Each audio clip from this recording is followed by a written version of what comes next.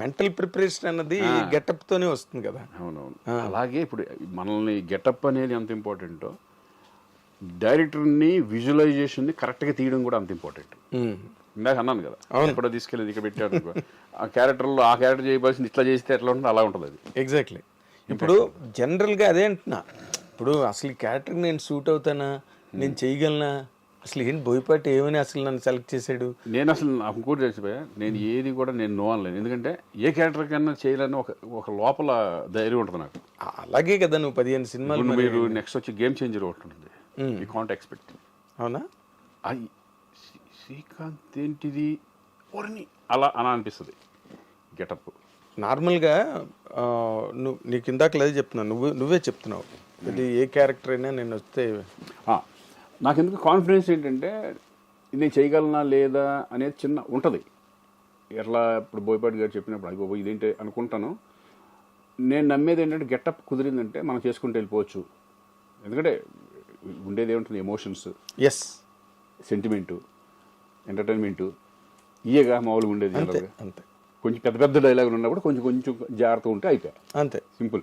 అవును. అది డైరెక్టర్కి విజన్ ఉంటుంది, ఎలా చేయించుకోవాలి, ఏంటి, ఏ క్యారెక్టర్ ఏంటి అనేది.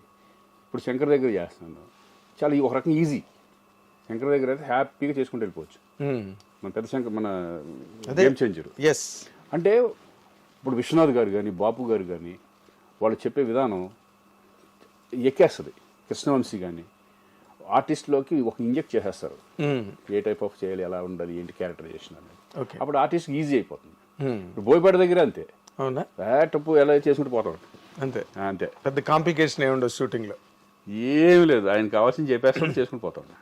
ఇది భయంకరంగా ఉండాలి ఎమోషన్. ఇప్పుడు స్కందాలు ఉంటుంది కదా, అవును, ఫుల్ సెంటిమెంట్ పోయా, నీ కూతురు నిజంగా జరిగితే నువ్వు ఏం ఫీల్ అవుతావు, ఎలా ఏంటి, అట్లా అట్లా అట్లా చెప్తాం.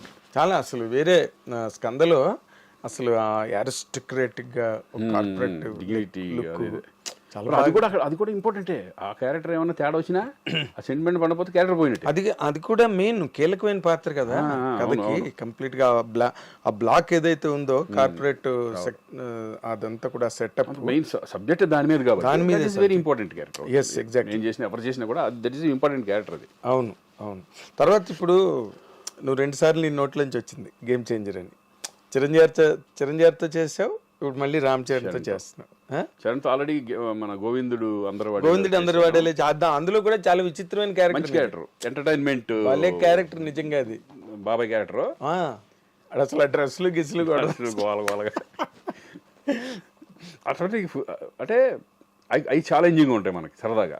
అవునా? ఎంటర్టైన్మెంట్ అనేది చాలా సరదాగా ఉంటుంది. అసలు చాలా విచిత్రమైన ఒక అంటే ఏంటి, రికామిగాళ్ళు ఉంటారు కదా విలేజ్లో, పడుతుంది అమ్మ నాన్న.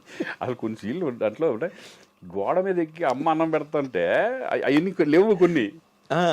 గోడ మీద ఎక్కి అన్నం పెడతాంటే ఇక్కడ నుంచి కామెంట్లు వేసుకుతూ ఉంటాను నాకు.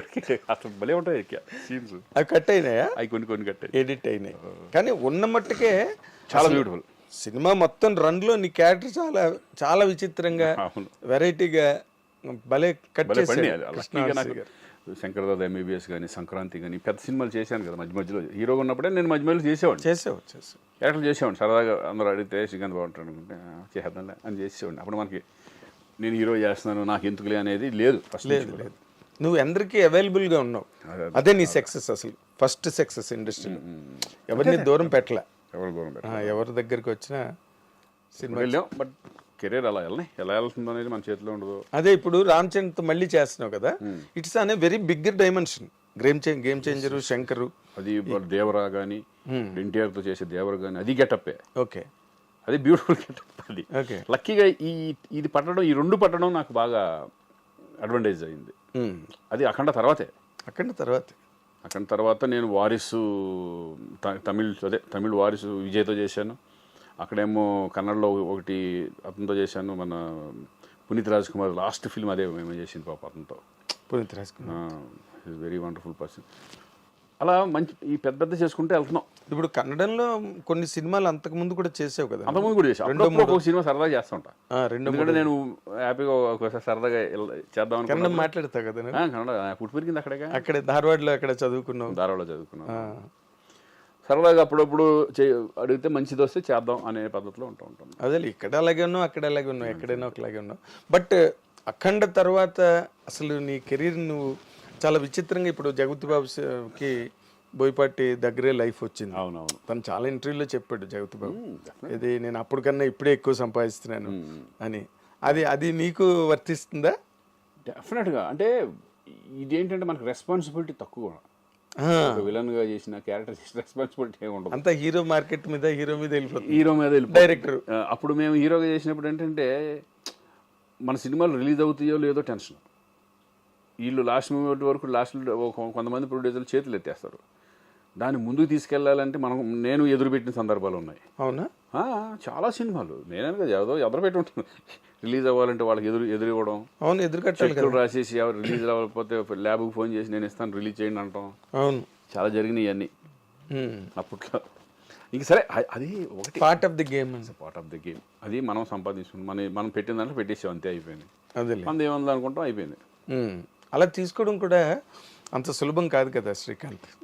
ఒకటి మనం ఇచ్చామా, అది పోయిన అనుకునే ఇవ్వాలి. వచ్చినాయా, ఇచ్చినవి అలాగే తిరిగి ఎప్పుడైనా ఎప్పుడు రాలే. ఎవరు ఇంతవరకు ఏది జరగలేదు అలా.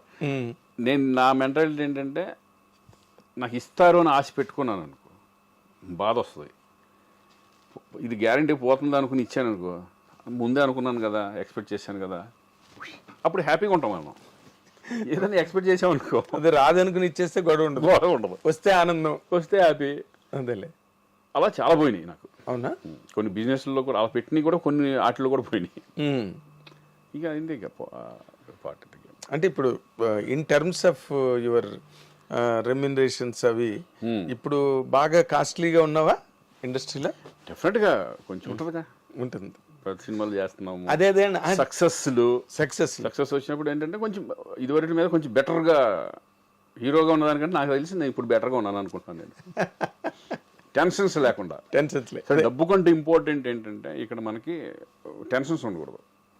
ఇక రెస్పాన్సిబిలిటీ 25 సంవత్సరాలు తీసుకున్నాం, 25 years వరకు ఆల్మోస్ట్ నీకు హీరోగానే చేసుకుంటూ వెళ్ళాను కదా. అవును. ఇప్పుడు రిలాక్స్డ్గా చక్కగా మా రోషన్ గారు వచ్చిన తర్వాత వాడు చూసుకుంటూ మనం అలా తన కెరీర్ని చూసుకుంటున్నాం. మన సినిమాలు మనం చేసుకుంటూ మధ్య మధ్యలో కోట బొమ్మలు లాంటి క్యారెక్టరైజ్ మంచి సినిమాలు వస్తే హీరోగా ఒక డిఫరెంట్ కాన్సెప్ట్లో వెళ్దాం అనే ఉద్దేశం కూడా ఉంది. 2-3 జరుగుతున్నాయి మన ప్రాజెక్ట్స్. ఓకే, నేను హీరోగా చేసేది, బట్ డిఫరెంట్ కాన్సెప్ట్ వెళ్దామని. ఓకే, కొత్తగా క్యారెక్టరైజేషన్ కొత్తగా ఉండాలి. మన పర్ఫార్మెన్సెస్ కానీ మనం సోలోగా మనం, ఎందుకంటే ఇప్పుడు ఓటీటీలు వచ్చినాయి, కొంచెం అడ్వాంటేజ్. బాగా ఇదివరకు కంటే ఇప్పుడు బాగా అడ్వాంటేజ్. ప్రొడ్యూసర్లకి చాలా అడ్వాంటేజ్ కదా. అలా నాకు 2-3 అవి జరుగుతున్నాయి. ఇవి కూడా సెలక్షన్ చక్కగా నీట్గా చేసుకుని వెళ్దాం అంతే. అదేలే. అంటే ఇప్పుడు ఎవరైనా ఒక కొత్త డైరెక్టరు ఒక కొత్త కాన్సెప్ట్ పట్టుకొస్తే నువ్వు ఎంకరేజ్ చేస్తావా? 100% డెఫినెట్గా. కొత్త డైరెక్టర్లు కదా, వీళ్ళు మళ్ళీ సరిగ్గా హ్యాండిల్ చేస్తారు. నేను ఎక్కువ చేసిన వాళ్ళే, చిన్న వాళ్ళు చాలా చేశాను నేను. అలా ఏమిడో కానీ కొత్తగా ఉంటే డెఫినెట్గా నేను చేయడం జరుగుతుంది. అదేలే.